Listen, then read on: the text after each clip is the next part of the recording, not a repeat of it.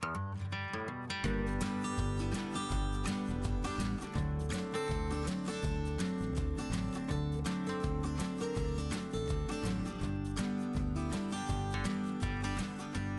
it going, everyone? And welcome again to Animal Talk Podcast in collaboration with SANCA, the South African Animal Keepers Association. My name is Ryan Ferguson. And my name's Ayrton King. Hey, Ryan, how are you? I'm doing well. How are you doing? I'm still adjusting, going back to work, coming back from leave. It's always still, as we chatted about, it's a bit of a shock to the system. So I'm adapting. Let me say that. Adapting, that's a good one. So exciting, we have another guest on our podcast. We do indeed. It's always very exciting to be joined by a guest, and just adds, I feel like, an extra dimension to the podcast, and gives us a different topic to talk about. So do you want to go ahead and introduce our listeners to today's guest? Sure. So our guest has been on the podcast before, but 5 years ago, and we're really excited to have him back on to tell us all about the new adventures. So welcome, Josh Mazza, all the way from Canada. Hey guys, really excited to be back. I actually can't believe that was 5 years ago, Ryan, that I was on the podcast before. Time really does fly. Yeah, mind-blowing. Yeah, that's crazy. Well, welcome back. And look, there's a new addition, me. There is, yeah. It's great to meet you, Ayrton. Yay, yeah. So it's not just lonely two of us talking again. We now have a guest to join us. So thanks very much for setting out the time and joining us. And yeah, I'm looking forward to this podcast. Yeah, me too. Really excited to talk about all things that come up. I'm excited to see where the conversation goes. Awesome. Well, normally what we would do for our guests is we would ask them that very important question. However, I have asked you this question before in the previous episode that you were on, which if anybody wants to go and listen to that, you can go back in our podcast and find it. It's episode number 4.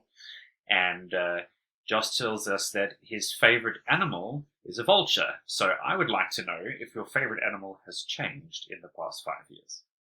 It hasn't deviated too far, I suppose. Okay. Vulture's that can cover quite a few different species. Actually, a couple of days ago, I was just on a webinar for the IUCN specialist working group for vulture conservation. So you can say that it hasn't changed too much. Well, that's good. So is there a specific vulture you still like that kind of stands out from the rest? I would probably say that the bearded vulture is probably at the top of that list and has been for at least a few years now. Nice. It's holding that position. Yeah. It is, for sure. Did you get a chance to see a bearded vulture when you were this side? No, I didn't, unfortunately, and was recently on a trip to Mongolia in September, which also has, a small population of bearded vultures, and somebody else that I was traveling with in a separate car apparently had seen one, and I unfortunately missed it. So still on the search. Wow. Okay. Well, there's definitely a few around closer to the Berg where I used to stay in Nottingham Road. I got to experience a couple of them either flying over by us or when I went closer into the Camberg area, there are a few of them flying around there, nesting on those ledges. So that was pretty cool to see, but they're quite elusive, actually. Yeah, it sounds to me like I'll just have to make a trip back in the next couple of years and finally spot one. But I think that's, as I'm somebody that works as a naturalist and wildlife guide and as part of my career path, and finding wildlife, the elusive wildlife that is always, a good mission to set yourself on. It makes it that much more exciting when you do see them, right? Oh yeah, 100%. So Mongolia, you have to hash this out with us. You have to tell us all about that because I saw the photos and it's crazy. Yeah. This just sounds like adventures.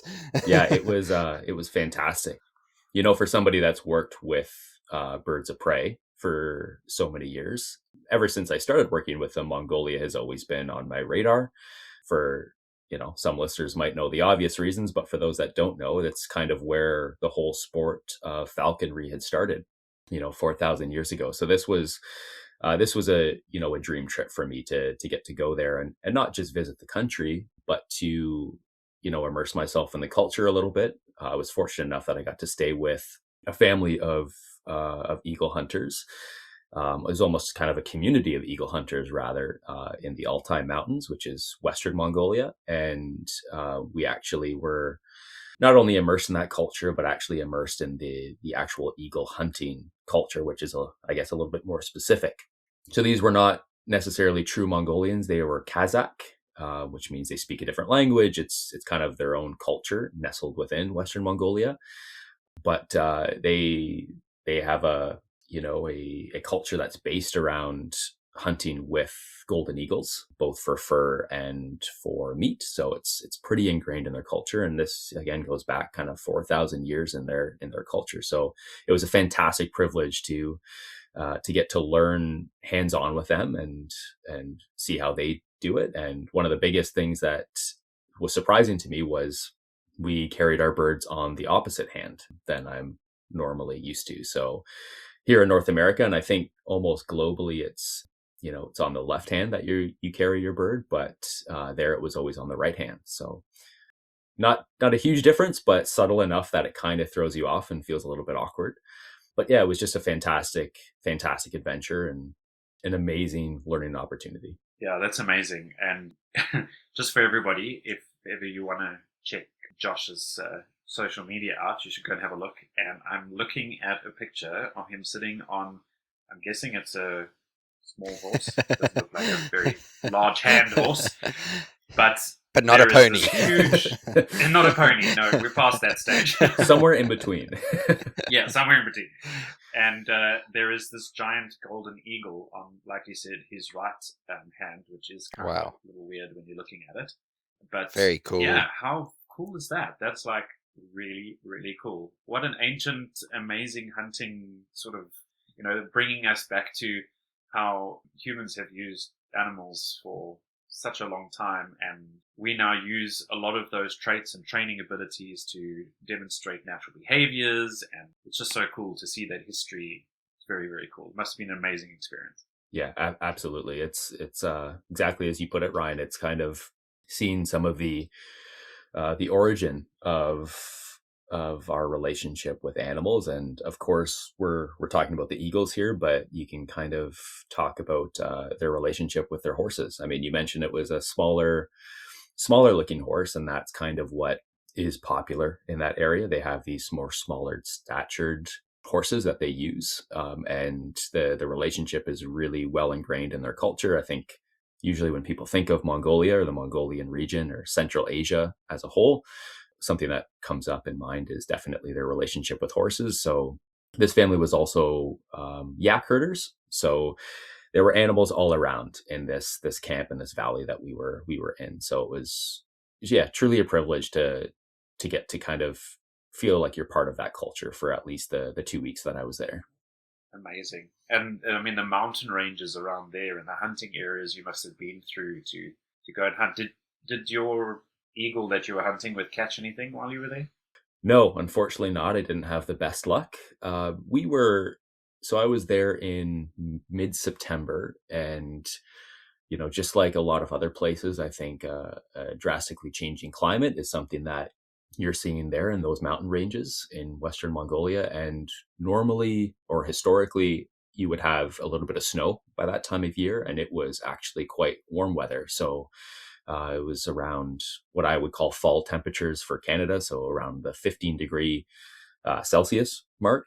And I think that might have had something to do with, prey moving through some of those mountain regions. So we actually didn't see too much prey when we were out there. So unfortunately, not successful hunting in my particular experience there. But we still did a lot of practice hunting. We were also helping some of the other eagle hunters in that valley train some of their newer birds, their first year birds, because they have this, what's part of the tradition of eagle hunting is they usually trap or collect their first year birds, obviously in their first year, sometimes before they fledge, use them as a hunting companion for, it sounds like most of them do around 5 years, and then they release these back into the wild.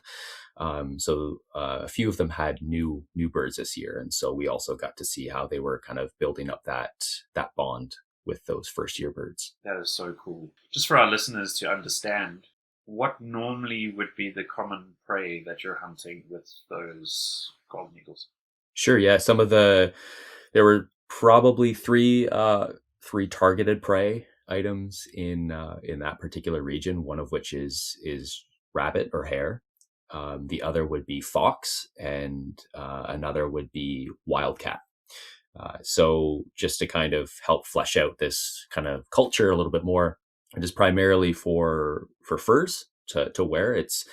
Gets extremely cold in those mountain ranges in the wintertime, which is actually their main time of hunting. So they want to collect these furs when they are at sort of peak thickness, which would be the wintertime for these animals as they're going through that, the seasonal change, developing their thicker coats. And then they wear those as part of their traditional attire. But it's also, it's a survival strategy for them. They need furs because nothing else quite comes close to the warmth that those furs provide for the wintertime.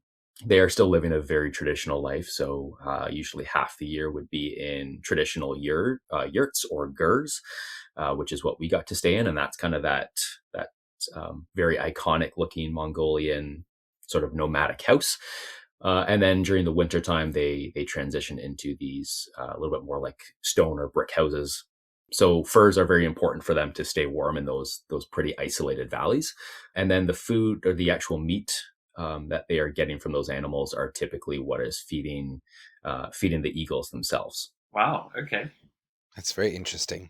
Sorry, I'm just sitting here listening because there's like so much like information and messages. Like I can only imagine it being such a incredible experience to, something that you're passionate about and already connected with, but you seeing it from a very different perspective, and also how this is just kind of built into their way of life. Like this is what they do.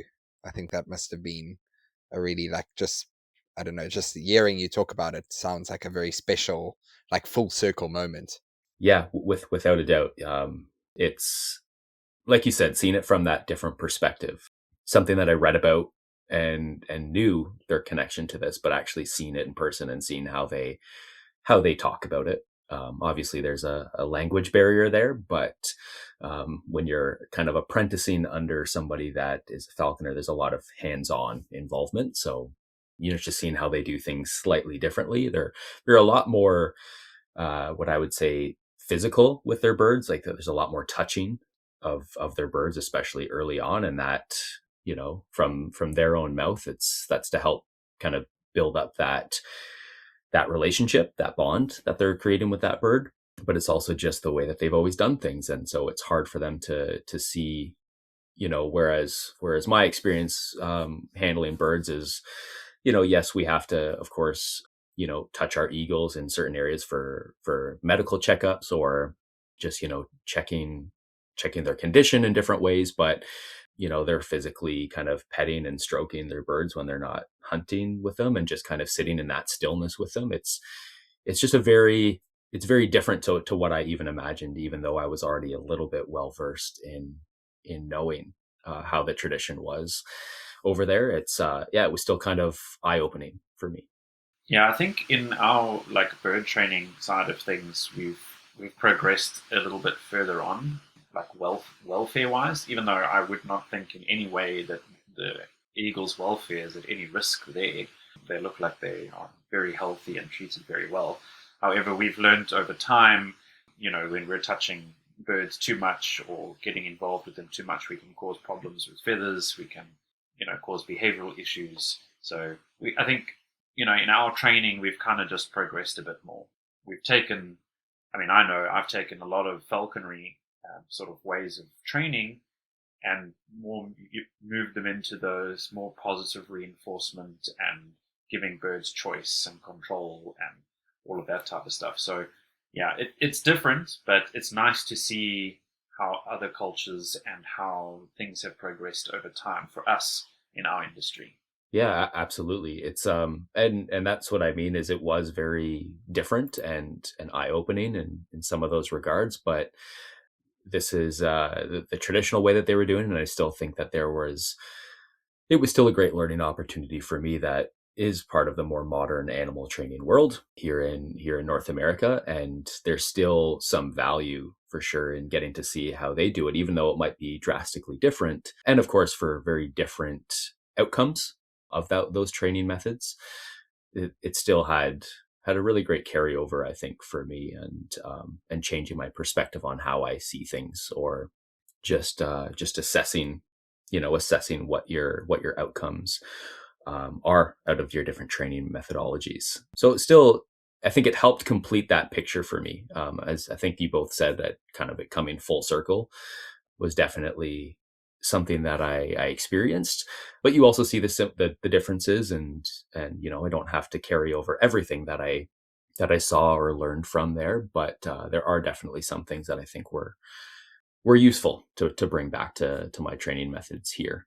Yeah, that's so cool. I was chatting to Ayrton off the podcast, kind of giving him a heads up on what other things you did, and polar bears kind of stick out for me. And for me, I want to hear about the polar bears. Yeah. Yeah, it's usually one that comes up a lot, and I think it's something that not a lot of people maybe know, that there's this whole industry in northern Canada having to do with polar bear viewing. So this is just for anybody listening. This is not me hands-on with polar bears. It's quite different from the Mongolian experience, but I work as a wildlife guide. So I work in the tourism sector up in northern Canada. So a little town called Churchill, which is, for anybody that hasn't heard that name before, it is the self-proclaimed polar bear capital of the world. And I am extremely fortunate and privileged to get to go up there, usually a couple times a year, working with a company where we get to bring people out to view polar bears. And it's not, what's really great about it is that a lot of wildlife viewing opportunities, in particular tours around viewing particular wildlife, there's a big gamble in that, right? There's a very good chance you might not see it, or you might see that particular species you're targeting pretty far away.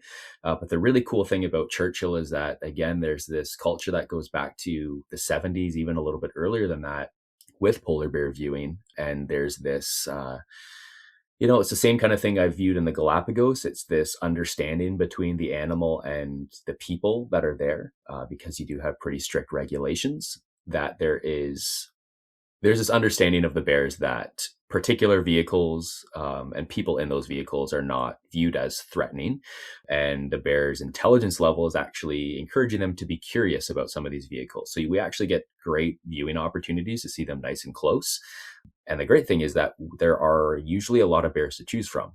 Obviously, we can get into how changing climate is affecting them, but as things stand right now, there's still almost, I can't quite say a guarantee, but there is almost a guarantee of seeing multiple bears when you're out there, which is, well, as a wildlife guide, that really takes the pressure off, but it's also just a really unique place to see polar bears. I mean, if anybody asks me where's the best place to see polar bears in the world, without a doubt, without hesitation, I'm saying Churchill, Manitoba. I like how you said it takes the pressure off, that it's kind of guaranteed that you're going to see them. It's not like you taking somebody to go see a small antelope. It's this like large, impressive bear. So right. If they're not there, must be quite awkward, because it's it's a polar bear that you're looking for.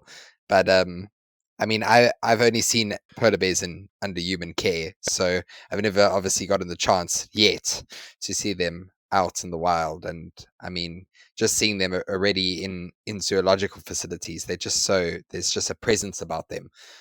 So I can only imagine how it must be to see them, out there just doing their thing, being polar bears.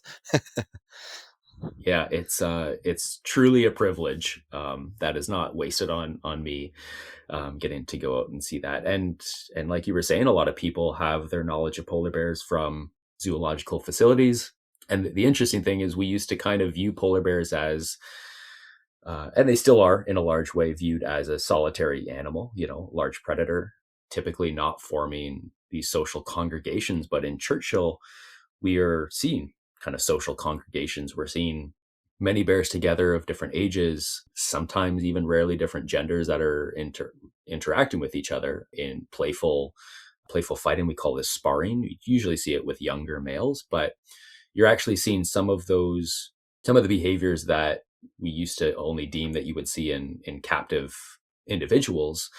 We see these in wild individuals as well. And it's really fun to kind of theorize maybe the relationship of some of these bears. So, if this is a seasonal congregation, which it absolutely is, some of those individuals might have been meeting up here every year for the last 5 years, and so there's a kind of a familiarity there, and you're kind of getting a look into, well, obviously the curiosity and playfulness of these bears that, again, is not quite a guarantee, but we see it a lot. So a lot of people are getting to view those kind of special moments of two male bears kind of getting up on their hind legs and looking like a couple of drunk guys at a bar pushing each other over, doing these kind of playful sparring moments, which is awesome and powerful to see. But you're also seeing some of the more tender moments, right, with mums and cubs. It's that National Geographic moments.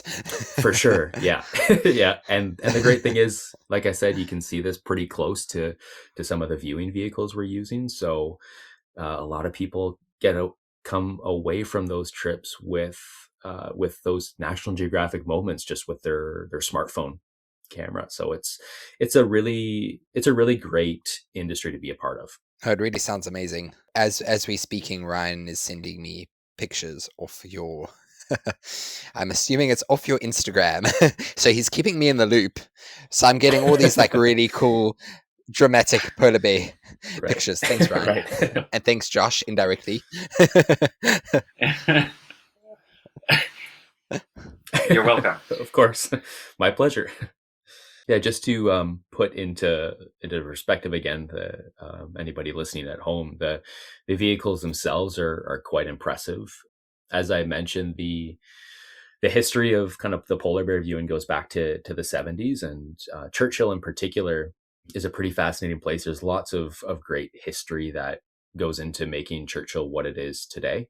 The viewing vehicles that we use are kind of these, what we call them tundra buggies. And there's a few different versions of what a tundra buggy is, but they're these large, best way to describe them is kind of if a school bus and a monster truck had a child together, it would be a tundra buggy would kind of be the result of that. They're these really big kind of bus looking things with an observation kind of back deck and massive tires that are about 5 feet tall. The great thing about this is polar bears are very large, very dangerous animals. Or have the potential to be very dangerous. And so having these vehicles where you can kind of be out of harm's way and kind of these big over-engineered monstrosities of a vehicle really helps people, comfortably view them. And of course, it's nice and heated on the inside because typically where you see polar bears are not the most warm climates. No surprise there. So it's really a great, comfortable way for people to feel just safe and comfortable in viewing these animals. And they were kind of created by a guy named Len Smith, who was just kind of a mechanic who was really inventive back in the 70s, along with a guy named Dan Gurevich. So, I mean, again, I could talk for hours about about the history of Churchill, but ultimately it's just a really great, accessible place. I mean, it's difficult to get to in that it's usually requires a good amount of financial investment to get up there and view them, but otherwise it's you're not flying in helicopter across the Arctic Circle to find them. You're taking a train or a chartered flight in to a small town that gives you kind of that nice home base to then go out during the day and view polar bears. And I mean, sometimes polar bears can find themselves in the town of Churchill quite frequently. So sometimes you can even see them running down the street when you're having a coffee in your nice cozy restaurant as they go by the window. Kind of scary. It is a little bit scary, but Churchill itself has a great history about keeping people safe from polar bears. It's not easy to run a town that's in the middle of a polar bear migration route, but that is essentially what Churchill is doing, and they do a phenomenal job. Manitoba Conservation, which is the province Manitoba, they they're the ones that kind of keep everybody safe through some different strategies, which is, and again, they do a fantastic job. I mean, thousands of tourists come through Churchill every year to see polar bears, and there has not been an issue in a long time since Manitoba Conservation has been kind of on top of the program. Amazing. Yeah. Every time I look at your photos, and I've kind of been sending them to Ayrton, and I'm just like, really, it's like so cool. I would definitely want to do that. If somebody was wanting to go out and view the polar bears, what's the best time of the year, Josh? Yeah, so best time of year is a lot of people are surprised to know that we only actually bring people to view polar bears in Churchill for about a 6-week period of the year. And that would be October to November. So typically beginning of October to around mid-November is your window of, again, I mentioned earlier, that's kind of how we can almost guarantee seeing polar bears is by choosing that time of year, just timing it with the seasonal migration. They're all congregating around that Churchill shoreline, waiting for the sea ice to freeze. And obviously that date is fluctuating a lot with what's going on with our climate these days, but ultimately it's that 6-week period that is bringing these bears in. And I would say the absolute peak time would be end of October, so kind of around Halloween to kind of the first couple weeks of November. You're going to have a really great chance to see different polar bears for sure. Ayrton, what are you doing at the end of October? Ryne, because I was going to ask you that first.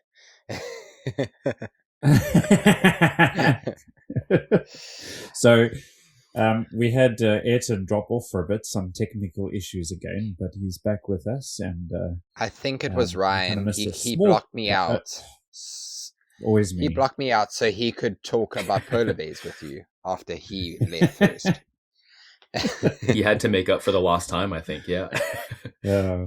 I must say, Ryne, I see you. The glitches we've been having on our recordings of our podcast lately have really been interesting ones to try and deal with, but we've got through them. And welcome back, Ayrton. And we're just talking about polar bears, if you wanted to know. I love polar bears.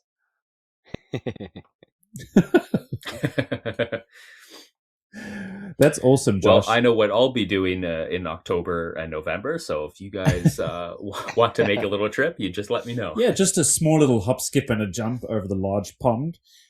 I mean, it's not too far. That's right. Yeah. Yeah.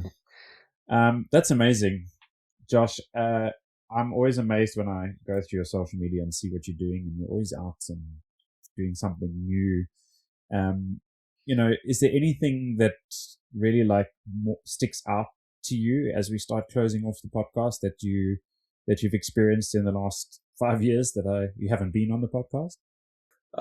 I think we honestly covered the two main ones. I can't remember exactly what I was doing for work 5 years ago when we talked, but it was probably something to do with working with animals more in like the captive individual, like a zoological facility, which I'm still doing. That's kind of my primary job. And we talked a little bit earlier about birds of prey and being a falconer. So that is my primary job, but I'm very fortunate that I get to also work in kind of the tourism sector as this wildlife guide or naturalist. And polar bears was just kind of something that kind of I wasn't really planning on going into, and I didn't really know much about the tourism sector around polar bears, but very fortunate to have been doing that. I've been doing that for the last 4 years, and hope to be doing it for quite a bit longer. But I just feel very fortunate that I get to work both with intimately and hands-on with animals, with my primary job as a raptor handler, but I also get to bring people out and teach them a little bit about the different natural phenomena that are happening with different animals as a wildlife guide. And it's just great to kind of be a part of both sides of that world. And I think it gives me a great expertise to communicate information to people from kind of both perspectives.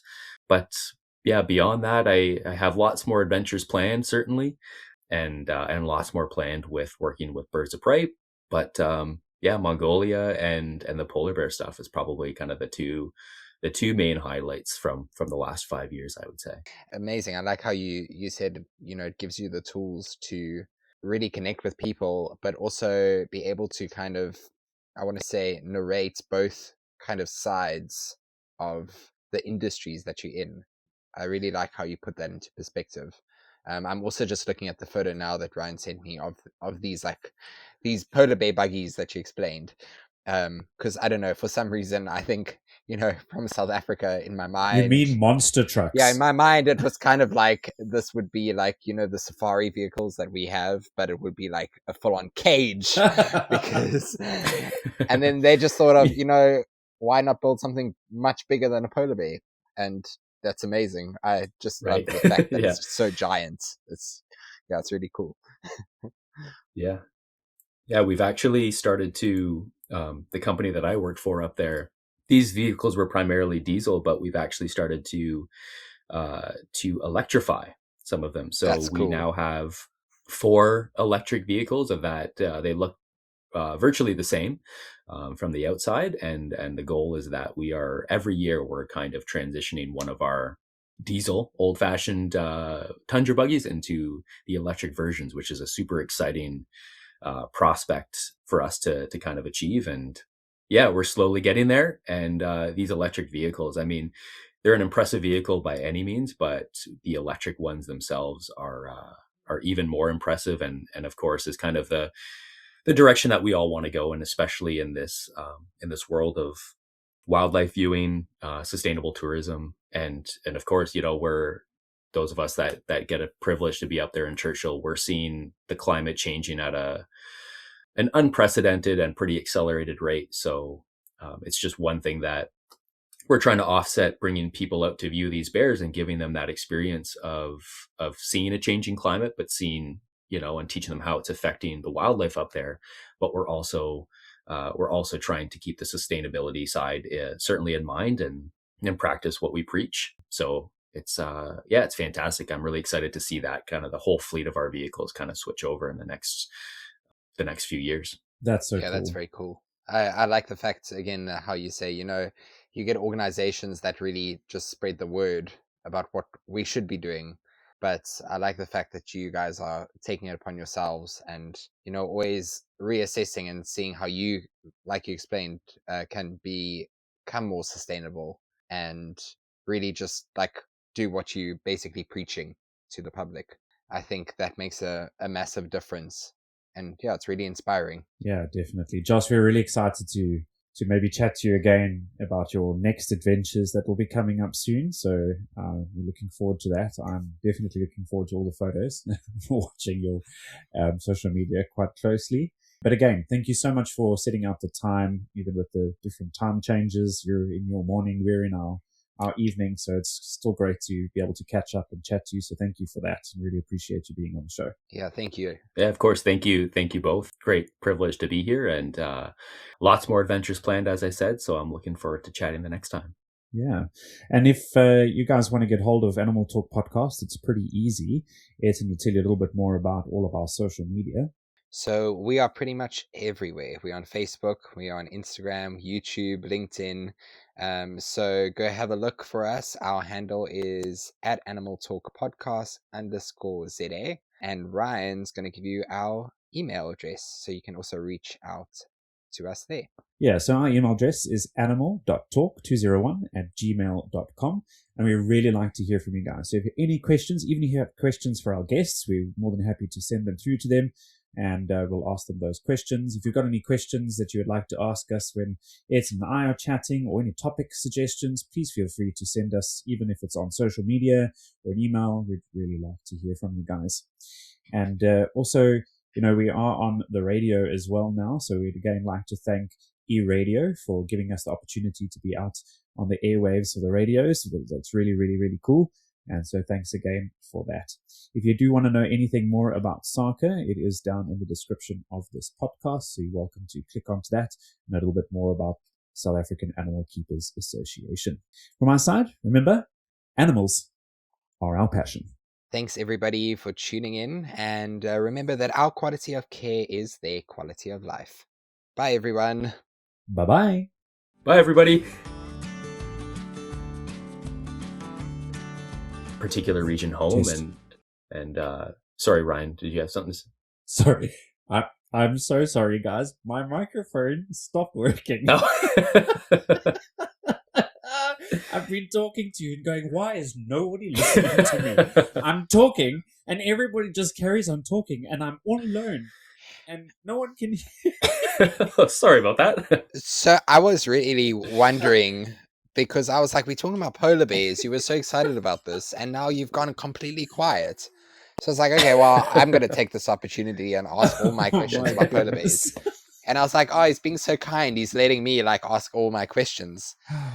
And then we discover. Welcome back, Ryan. Anyway, you're welcome. I've been sending you the photos, but I'm like trying to like jump in here and I'm like, what is going on? And then I'm clicking buttons here and it's like, your microphone is not working. And I'm like, oh. It was the polar bears. Okay, I'm back. Sorry about that. Yeah. Well, Please glad to have you continue back. About polar bears, my bad. Um, Thank you.